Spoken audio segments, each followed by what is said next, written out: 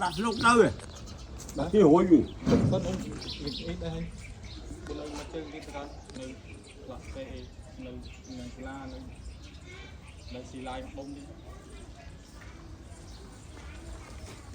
បាទនេះគឺជាផ្នែកខាងក្នុងបងប្អូនណាបាទយើងចូលមកដល់យើងមាន disruptor បាទសម្រាប់បិទបើកបាទផ្ដាច់ព្រីកុងតាក់ហើយក៏ដូចជាមានកុងតាក់4ចុចបាទសម្រាប់បើកកំពូលខាងក្រៅក៏ដូចជាខាងក្នុងហើយនឹងមានព្រីបាទក្បាល3ក៏បានក្បាល2ក៏បានដែរហើយនេះជាទស្សនវិជ្ជាខាងក្នុងបងប្អូនអាចមើលបានបាទទលាយមែនតើម្ចាស់ផ្ទះគាត់អត់យកបន្ទប់ទេបាទគាត់យកបន្ទប់តែមួយទេបាទនៅខាងក្រោយអញ្ចឹងទំហំនេះគឺអាចដាក់បាន2បន្ទប់គេងមួយកន្លែងទទួលភ្ញៀវផ្ទះបាយនិងបន្ទប់ទឹកមួយបានបាទតែម្ចាស់គាត់យល់លំហចេះតែម្ដងបងប្អូនមកធំមែនតើអញ្ចឹងសម្រាប់បងប្អូនដែលត្រូវការលំហធំមកជួបជុំគ្រួសារអីអាចមើលបានបាទຂະຫນាតនេះហើយសម្រាប់ពីដានក៏គាត់អត់យកម៉ូតច្រើនដែរបងប្អូនបាទគាត់អត់យកកលៈ LED ទេបាទគាត់យកសាច់ស្មាបាទព្រោះគាត់ខ្លាចថាកូនសัตว์ចូលណាដោយសារតំបន់របស់គាត់សัตว์ច្រើនបាទអញ្ចឹងយើងក៏លេងអំពូលតម្លាក់មក2គ្រាប់សម្រាប់គាត់ហើយនឹងយើងលេងពីដានមកសំរុំបាទសម្រាប់បស៊ីជាមួយនឹងតម្រងលំហធំបែបនេះអញ្ចឹងបងប្អូនអាចមើលការងារយើងជាក់ស្ដែងបាទស្អាតមែនទែនតែនេះបងប្អូនបាទខាងក្នុងស្រឡះល្អហើយប្អួតយើងមាន2បាទសងខាងបាទ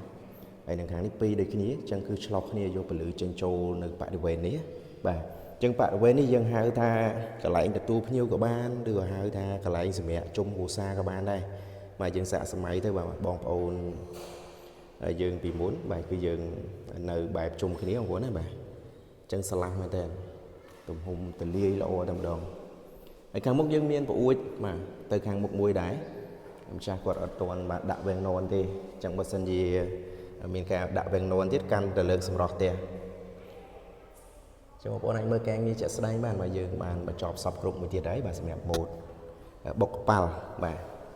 បុកកប៉ាល់ទំហំនេះយើងអាចដាក់ពីបន្ទប់គេងក៏បានដែរទៅតាមបងប្អូនស្រឡាញ់ហើយនៅកន្លែងនេះយើងចេញព្រីនឹងដូចសកាបឲ្យមួយទៀតបាទសម្រាប់បងប្អូនភ្ជាប់ជាមួយនឹងទូរទស្សន៍មកផ្ទាំងបាទយើងសាកសម័យមើលទៅបាទយើងដាក់ទូរទស្សន៍មកផ្ទាំងហើយយើងមានលំហធំមកជុំជាមួយគ្រួសារបាទមើលជុំគ្នាណាបាទ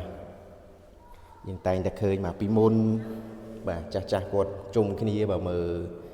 ទូរទស្សន៍បាទមើលឌីសអីចឹងទៅបាទអញ្ចឹងនៅពេលដែលខ្ញុំរចនាម៉ូដប្លង់នេះខ្ញុំឃើញទស្សនវិជ្ជានឹងដែរបងប្អូនណាបាទបានន័យថាយើងអាចនៅជុំគ្នាបាទយើងដាក់កតេលដាក់ពូកបាទមើលទូរទស្សន៍ជុំគ្នាអញ្ចឹងណាបាទនេះជាទស្សនវិជ្ជាមួយដែរបាទយើងរំលឹកអនុស្សាវរីយ៍ចាស់យើងដែរណាបាទអញ្ចឹងបងប្អូនអាចមើលការងារបានបាទបើសិនជាយើងរៀបចំដាក់សាឡុងដាក់អីទៀតទៅមកស្អាតទេផ្ទះនេះបាទទំហំធំសំខាន់ទំហំធំបាទអញ្ចឹងគឺយើងទលាយល្អបាទសម្រាប់គ្រួសារហើយសម្រាប់ព្រីភ្លើងយើងចេញឲ្យច្រើនបងប្អូនបាទអញ្ចឹងគាត់អត់ខ្វះព្រីភ្លើងប្រើទេមានដូចក្បាល2ក៏បានក្បាល3ក៏បានដែរបាទគ្រប់ជ្រុងមានទាំងអស់បាទមានទាំងអស់អញ្ចឹងសម្រាប់នេះគឺមានតែមួយបន្ទប់គេងទេបងប្អូនបាទមានតែបន្ទប់គេងទេបាទលើម្ចាស់គាត់កំពុងតែតេស្តភ្លើងបាទសាកព្រៃអញ្ចឹងទៅព្រោះការងារយើងបានបញ្ចប់ហើយអញ្ចឹងគាត់អាចចូលឆែកចូលតេស្តបានហើយយើងនៅថែមថយតិចតួចទៀតបាទយើងនៅថែមថយ